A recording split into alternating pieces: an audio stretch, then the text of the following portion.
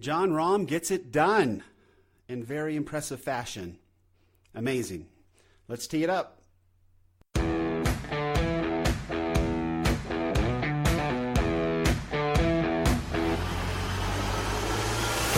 Welcome to Data Access Golf, your home for rapid golf improvement. And now, from the thin air of the Rocky Mountains, next on the number one tee, your host, Aaron Stewart. Hello, everyone. Welcome to another episode of Data Access Golf Podcast on a Data Monday.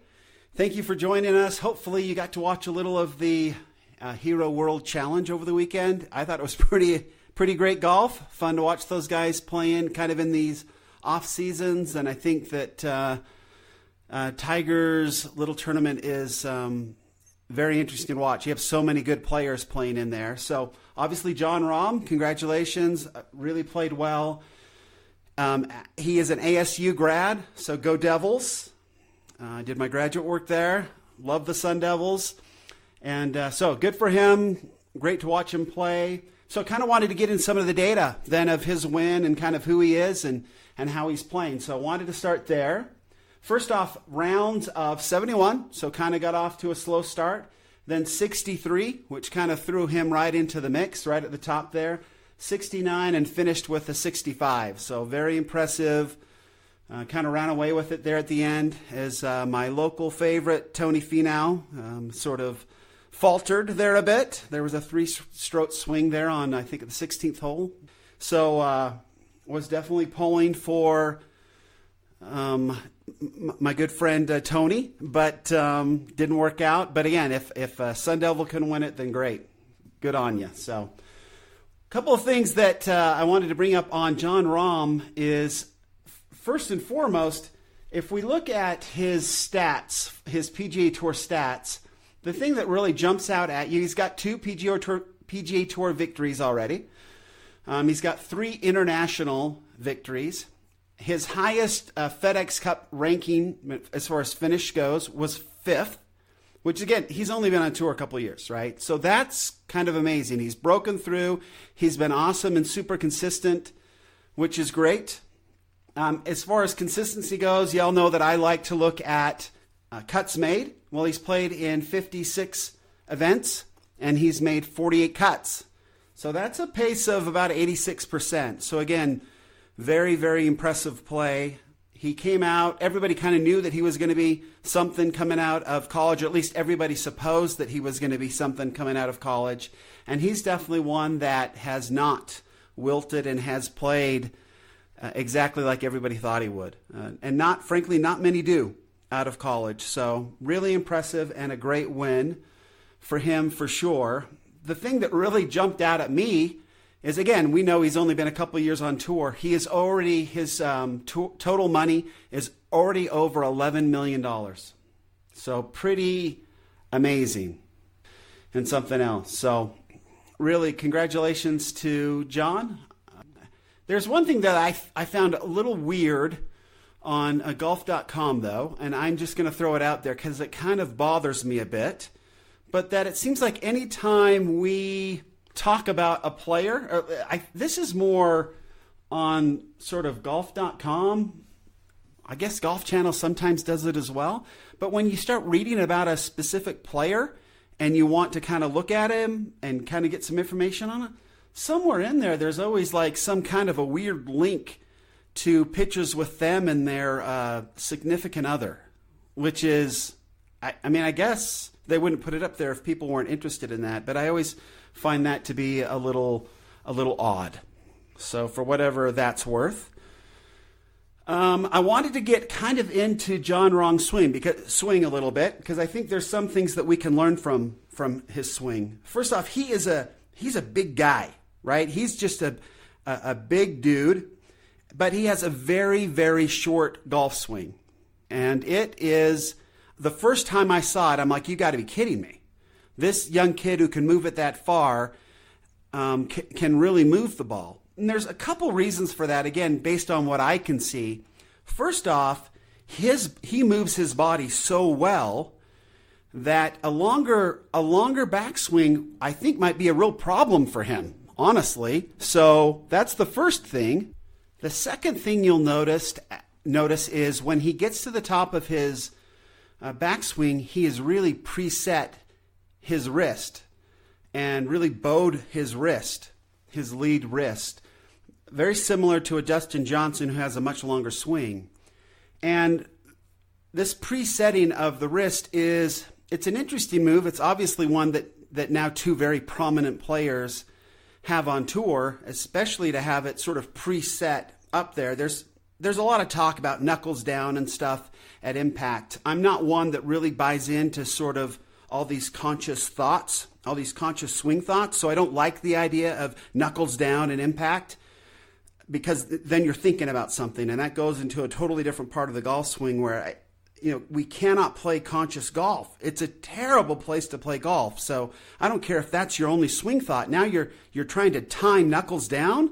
Yeah, good luck with that. Especially as amateurs, we just don't have the time to practice those kind of moves. We have to simplify everything. So the thing about Jon Rahm and why he gets away with, if you watch his swing and go look it up, there's a bunch of his swing out there because it is so unique to everybody else out there. With a short swing like that, and then as he comes down to the ball, you'll see that his wrist as his hands start to pass the ball, and it looks like that wrist is so bowed that you would expect the face to be completely shut coming into the ball, right? Because based on everything else, you would expect that to happen.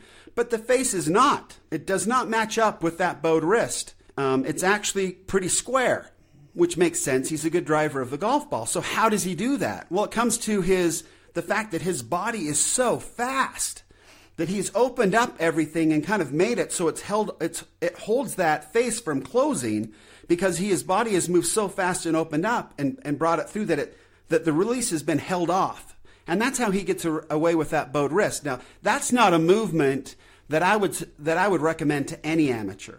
We don't have the time to hit a million balls and figure it all out like these guys do. We don't have coaches to support us and all that. So again, I go back to make sure at the top of your backswing that the back of your wrist, right, of your lead hand, the back of your wrist and the club face, the front edge of the club face match up, right? So it's square. So a la Tiger Woods or Adam Scott, go look at their swings. Much more traditional, much easier to maintain. Another thing that Jon Rahm does is he shallows out his backswing. That just means that he drops it to a different plane and kind of comes in. Again, it's a very powerful move. It's one where you can generate more club head speed, and we have data in some of these devices to show that my personal swing speed can go up if I allow that two-plane swing, but my consistency goes way down. Finding the center of the club face goes way down when you compare a one-plane swing to a two-plane swing. And again, that's me, but it's also on everybody else that I've looked at with this. As soon as you add more variability into a golf swing, you're going to lose consistency, and that's just simple math, right? You start adding a bunch of stuff, you're just going to have a bigger number, right? So we want to simplify our golf swing as much as possible so we don't have to practice 12 hours a day and we don't have to rely on timing. We're trying to take all the timing out of it. And that means we don't have to use conscious thought. We don't have to do anything. We kind of get up into a simple motion, very square. We sequence properly down into the ball, very simple. And if we can keep our golf playing a swing simple, then we'll play better golf, more consistent golf, and we'll need less range time, right, to play good golf. So it's about finding a good swing plane, an on-plane swing plane that's simplified with very few extra added movements, so we then don't have to rely on timing and manipulation to get the club face back to the ball and hit it in the center of the club face, right? So Jon Rahm, an amazing player. I think that he gets away with playing like he does, one, because he can practice so well. Two, he has excellent eye-hand coordination. He has to have a short backswing because his body moves so well and moves so quickly that I think that he would get, if he went back any further, he would get stuck a lot because he drops it. He's got a two-plane swing. So he has basically learned for the speed of his body, he can't swing all the way back. He has to stop it sort of short, lets it drop, and with that bowed wrist as well, and as fast as his body has to be fast. So he's got a lot of things working there. that fight against his consistency. But he's done a lot of things like shortening his backswing and moving his body so quickly that then make that all work out for him very well. I mean, he hits the ball a long way, he generates a lot of speed, and he wins tournaments. So we have a hard time kind of knocking him on how he plays his game. But if we tried to play that way as amateurs, I think that very few of us would find that to be a consistent and easy way to play golf. We just don't have the athleticism, and we don't have the time to practice that a Jon Rahm does. And I know that my body does not move as fast as his does. Mine, and there's no prayer of it ever getting that way. It doesn't matter if I have the time to do yoga 4 times a day. It's not going to happen. So kind of some cool things to look at. Definitely go look at Jon Rahm's swing. Take a look at it. It's very interesting. It's fascinating. Watch that movement as he comes down and you see that bowed wrist as it passes the ball. And then you see the club face come in. You'll notice that the club face, the front edge of the club face and the back of his wrist do not match up. And that's because his body is just so dang fast. He gets it around so quickly. And for a guy that big, that's impressive. Now, down the road, I don't know if that means it could cause some back troubles or whatever. I'm not that kind of a doctor, so I don't know. But I would think that something like that could probably happen over time. He just moves so fast. But anyway, so that's it for Jon Rahm. Amazing win, very fascinating golf swing, and he knows his swing, and he knows what it works, and because of that, and because of the work that he's put in, he knows what it feels like, and he knows how to make it work for him, and it does. But for an amateur to do a move like Jon Rahm, I think would be very difficult long term. If you didn't have a lot of time to practice and you didn't have the speed, it would be very difficult to implement that type of a golf swing and be good with it. So last little thing that I just noted, this is sort of a side note, something that I noticed as I was just watching the tournament, and I'd pull it up on my computer every once in a while to kind of check on, look at things and see how things are going. So I pulled up the leaderboard one night, and if you go to the PGAtour.com, they are sponsored by Titleist. And so on all their leaderboards, they'll have a little Titleist next to all the players' names of all the players that are playing Titleist. And I noticed in the Hero World Challenge that there's 18 players, right? Only 5